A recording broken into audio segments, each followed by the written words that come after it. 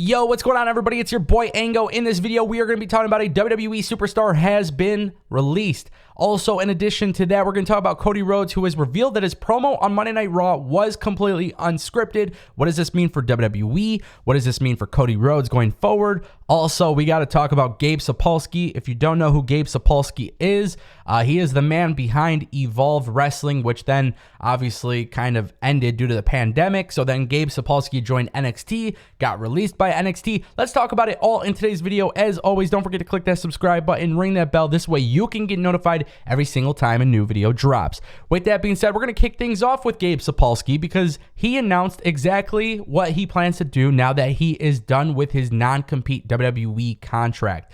With that being said, he is a free agent, and one of the things that he has mentioned in his Instagram post is that he's going to be offering consulting to wrestlers, promoters, creative people for $100 per hour. Also going to be doing seminars and things like that. But the one thing that he mentioned that was very intriguing to me is that he actually has plans. If he can have $1 million in the bank at his disposal, he would start an indie promotion. And I find this to be very interesting. Obviously, Gabe Sapolsky has a lot of history in pro wrestling. Ring of Honor, Dragon Gate USA, Evolve. He spent like 4 or 5 years in NXT. The pandemic obviously killed Evolve, which was unfortunate.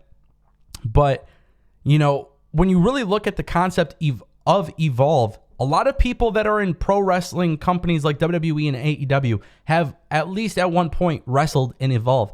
I remember watching Walter at an Evolve, I don't know if it was Evolve or Progress, but they had WrestleMania weekend, WrestleMania 34 weekend. So indie shows like Evolve were there. We had Darby Allin. I mean, there was just so many different names that have come across, you know, from his company. And, you know, with Gabe Sapolsky talking about possibly starting an indie promotion, I don't know if that's a good idea or a bad idea just based on the way the wrestling climate has changed. But to start an indie promotion, I feel like you have to build a feeder system. I think the idea would be to continue doing basically what he did with Evolve and having people, joining in on it from a business perspective, having AEW or WWE continue to feed those guys to maybe NXT or Ring of Honor or whatever it may be. It's a very, very interesting situation for Gabe Sapolsky. I don't know if he'll be successful or not, but I always welcome new wrestling companies in 2022. I think it's important that there are more companies, and the idea of having a super indie company is a lot more beneficial than trying to start a legitimate promotion on the scale of AEW or WWE. So if I'm Gabe Sapolsky and I start this indie show, I would definitely do it the very, very same way Evolve was done and continue feeding wrestlers to the top of the food chain. That's the best way to do it, in my opinion, and I look forward to seeing what ends up happening, if anything does. All right, guys, I want to change the subject to Cody Rhodes. We got to talk about this. Cody Rhodes revealed on the bump that his promo on Raw was unscripted. Now, I want your guys' opinion on this, but I don't want to hear whether or not you think Cody is going to be successful 6 years down the line. I don't look. We don't know what the whole deal with Cody Rhodes and WWE and what they're going to do and all of this stuff. But what we do know is that Cody revealed that he is not cutting promos that were scripted. Okay, WWE did not script him on Monday Night Raw, which obviously makes sense because the promo was really freaking good. Now, 6 or 7 months ago, we talked about WWE having a select amount of stars that are allowed to kind of just do their own thing, right? Maybe some bullet points, maybe some specific things that WWE really wants them to get out. But for the most part, there's a few wrestlers who are reportedly not heavily scripted. Now, whether or not WWE continues to do this, I'm not sure. I feel like it's pretty obvious. You can tell when somebody is heavily scripted and when somebody is not. But one of the biggest concerns I've actually had about WWE, and this is one of the biggest things that, you know, there's people in WWE who are really, really good at cutting promos. For example, Paul Heyman is wonderful at them. And Paul Heyman is so good at them that you genuinely just don't know what to believe, right? As time goes on, you can tell the difference between Paul Heyman and somebody who is not as good.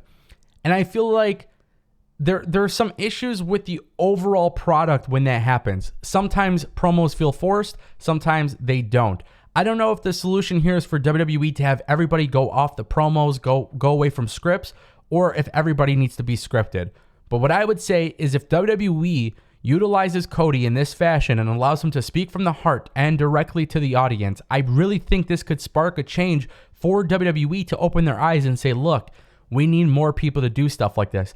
The problem with people not having scripts, and this is the AEW problem, is that sometimes things don't necessarily connect with the audience. And look, I will admit sometimes WWE scripts things within the script that doesn't even connect with the audience. But I just think there's got to be a middle area where people could come together and say, this is the plan. And maybe the idea here is that WWE should just give everybody bullet points and say, do this, this, and this. This way, people have a little bit of freedom. Everybody has a little bit of freedom.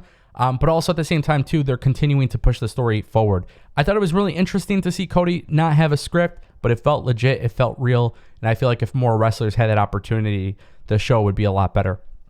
Mind you, a lot of people on Twitter respected Cody's promo because it felt like an AEW promo. Cody gets emotional. It's the facial expressions. It's the way he talks to the camera. That was what he was doing in AEW, and that's what made Cody Rhodes really, really connect with the crowd. All right, guys, a little bit of breaking news. Fightful has reported that Nash Carter has been released by the WWE. Now, if you guys are unfamiliar with who Nash Carter is, he is one half of the NXT Tag Team Champions, MSK, also formerly known as the Rascals in Impact Wrestling. Nash Carter under the name Zachary Wentz in Impact. So for those who know that he looks familiar, maybe you don't watch NXT, he was in Impact as Zachary Wentz. Now, the reason why I'm bringing this up is because Carter was accused of domestic violence by his wife and fellow wrestler Kimber Lee, and I believe she's working for Impact as of right now. She also posted a photo of Nash Carter allegedly imitating Hitler. Carter has not responded to any of the allegations, but he's been with WWE since December 2020. WWE has yet to announce his release, and obviously Fightful Sean Ross Sapp came through with this report. Now, with that being said, they are the current tag team champions. There's no word on Wes Lee and where he stands with the company. Obviously, this is just an unfortunate situation. Everything from the allegations to just the idea that so many people are impacted by this stuff, and it's hopefully everything works out for Kimber Lee. I seen the tweets, and I chose not to speak about the tweets or anything like that because, with social media, nobody knows anything until things get confirmed or, sometimes people tweet things, they delete things, sometimes they're hacked. There's a whole bunch of stuff. With Kimber Lee, in these allegations, when she tweeted the picture of Nash Carter, I mean, one of the things is that she talks about being mentally abused and she tags WWE. And I'm sure this is not an easy issue for WWE. He's gone from the company, according to Fightful. Now we wait and see what WWE does and what comes out of it and maybe what sort of comments he makes. But very interesting scenario, a shitty scenario. Very interesting to see what happens with Wes Lee. Obviously, that's the least important thing right now. But obviously, he's tag team champion right now. So how WWE explains that, again, it's the least important thing of this all, but it will be interesting to see how that comes up on TV. Let me know what you guys think in the comment section down below, and I'll see you next time.